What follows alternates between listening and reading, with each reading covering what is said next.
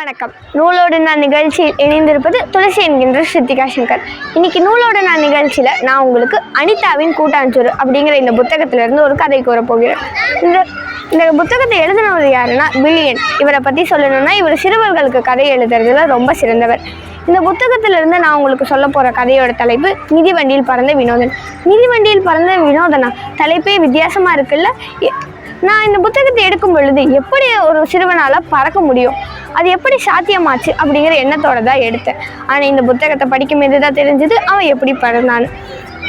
நான் அதனால் இந்த கதையை உங்கள் கூட பகிர்ந்துக்க விரும்புகிறேன். வாங்க கதைக்குள்ளே போகலாம். ஒரு அழகான இரவு. கண்ணை மூடினாலே அங்கே இருக்க எல்லாத்துக்குமே தூக்கம் வருது. அந்த இரவில் கூட வினோதனுக்கு தூக்கமே வரல. எப்போ அப்பா மிதிவண்டியை கொண்டு வருவார், எப்படி நம்ம அதை ஒரே இரவில் ஓட்டி கற்றுக்கலாம் அப்படிங்கிற எண்ணம் மட்டுமே அவனுக்கு இருந்தது. அவன் இப்போ 5ஆம் வகுப்பு படிக்கிறான். ஆனால் இன்னும் அவனுக்கு மிதிவண்டி ஓட்ட தெரியாது. அதனால் அவனோட நண்பர்கள் அவனை ரொம்ப கேலி செஞ்சாங்க. அதனாலேயே அவன் மிதிவண்டி ஓட்டி கற்றுக்கிற ஆர்வத்திலேயே இருந்தான். அவனும் அதுக்கு பின்னாடி அடுத்த நாள் அவனும் அந்த எண்ணத்திலேயே பள்ளிக்கு போகிறான். பள்ளிக்கு போயிட்டு வரும்பொழுது மிதிவண்டியை பார்த்த வினோதனுக்கு ரொம்ப மகிழ்ச்சி. உடனே அவன் பள்ளி பையை வச்சுட்டு மிதிவண்டியை எடுத்து ஓட்ட முயற்சி செய்கிறான். ஆனால் அவனால் முடியல. அவன் அதனால் நம்ம குரங்கு பெடல் போட்டால் நம்ம நண்பர்கள் நம்மளை கேலி செய்வாங்களோ அப்படிங்கிற பயத்திலேயே தள்ளிக்கிட்டே ஊர் எல்லைக்கு போகிறான். அவன் போகிற வழியில் எல்லாரும் அவனையே பார்க்குற மாதிரி அவனுக்கு ஒரு எண்ணம். அவன் அதில் ரொம்ப பெருமைப்படுறான். அவன் ஊர் எல்லைக்கு வந்ததுக்கப்புறம் அங்கே இருந்த ஒரு பெரிய மரத்தோட உதவியால் ஏற முடியுமா அப்படின்னு முயற்சி செய்கிறான். அப்பயும் அவனால் முடியல.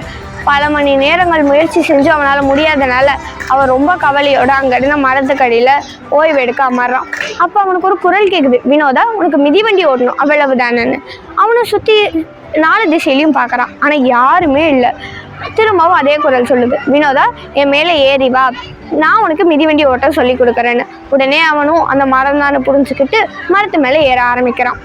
அந்த மரமும் இவனோட மிதிவண்டியையும் மேலே கொண்டு வந்துடுது. அப்புறம் அந்த மரம் சொல்லுது, நான் உன் மிதிவண்டியை பிடிச்சிக்கிறேன், நீ அது மேலே ஏறி உட்காந்து பெடலை அழுத்துன்னு. இவனும் அந்த மரம் சொல்லாது போலேயே செய்கிறான். அப்போதான் ஒரு அதிசயம் நடக்குது. வினோதன் பறக்க ஆரம்பிச்சிட்டான். அவனாலேயே அதை நம்ப முடியல. அப்போ அவனுக்கு ஒரு ஐயம், ஒரு வேளை நம்ம மேகத்தில் முட்டி கீழே விழுந்துட்டோன்னா நமக்கு அடிபட்டுருமே அப்படிங்கிற எண்ணத்தோட அவன் மிதிவண்டியை நிறுத்துறான். அது சரியாக ஒரு மேகத்து மேலே நிற்குது. உடனே அவனோட மிதிவண்டி கூட அந்த மேகத்து மேலே பயணம் செய்ய தொடங்குறான்.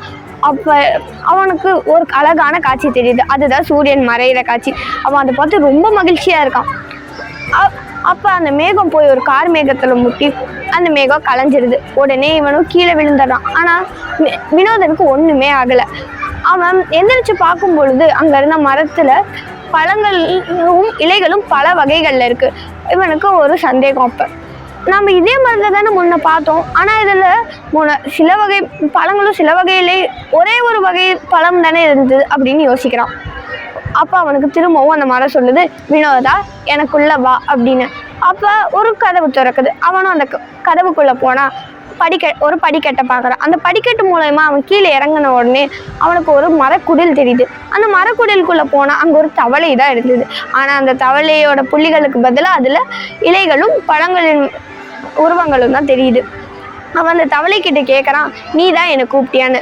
அதுக்கு அந்த தவளை சிரிக்குது. அப்போ இவனுக்கு ரொம்ப பசி எடுக்குது. அதனால் அந்த தவளைக்கிட்ட, தவளையே எனக்கு பசிக்குது, உன்னால் ஏதாவது தர முடியுமான்னு கேட்குறான். அந்த தவளையோ உனக்கு என்ன வேணும் சொல்லு அப்படின்னு கேட்குது. அதுக்கு இவனும் எனக்கு ஜவ்வரிசி பாயாசம் வேணும் அப்படின்னு சொல்கிறான். உடனே அந்த தவளை கை தட்டுது. அப்போ அந்த பாயாசத்துக்கு தேவையான எல்லா பொருட்களும் அங்கேருந்து ஒரு கிண்ணத்தில் வந்து விழுவுது. அதை பார்த்த வினோதனுக்கு மறுபடியும் ஒரு அதிர்ச்சி. அப்புறம் அந்த தவளை குச்சாவும் மாறுனதை பார்த்து வினோதனுக்கு இன்னும் ஆச்சரியமாக இருந்தது. அவன் அந்த தவளைக்கிட்ட கேட்குறான், உன்னால் குச்சாவும் மாற முடியுமான்னு. அதுக்கு அந்த தவளை சொல்லுது, மரமாக இருந்து ஒரு தவளையாக மாறினால ஒரு சாதாரண குச்சியாக மாற முடியாதான்னு. அப்போ அவனும் அந்த பாயாசத்தை குடிக்கிறான். அதுக்கப்புறம் அந்த தவளை சொல்லுது, நேரமாச்சு, நீ வீட்டுக்கு புறப்படு, உன்னை வீட்டில் எல்லாரும் தேடிட்டு இருப்பாங்கன்னு. உடனே அவன் வந்த வழியாகவே வெளியே வரான். ஆனால் இப்போ மறுபடியும் அவனுக்கு ஒரு அதிர்ச்சி. அவன் இப்போ உலகத்தில் இருக்கான். அவன் முதல்ல பார்த்தா அதே மரம் அவனோட ஊர்லேயே தான் அவன் இருக்கான். இதை பார்த்து வினோதன், நம்ம இவ்வளவு நேரம் வேற ஒரு உலகத்தில் தானே இருந்தோம், இப்போ எப்படி இங்கே வந்தோம் அப்படிங்கிற எண்ணத்தில் யோசிச்சுட்டு இருக்கான். அப்போ அவனோட நண்பன் அவனை கூப்பிட்றான், வினோதா நீ எங்கடா இருக்க, உன்னை வீட்டில் எல்லாரும் தேடிட்டு இருக்காங்கன்னு. அது அவன் இதுக்கு மேலே என்ன நடந்துருச்சுன்னு தெரிஞ்சுக்கணுமா? வினோதன் மிதிவண்டி ஓட்டியிருக்க மாட்டானா? நீங்களும் அனிதாவின் கூட்டாஞ்சோறு அப்படிங்கிற இந்த புத்தகத்தை வாங்கி படிங்க. நன்றி, வணக்கம்.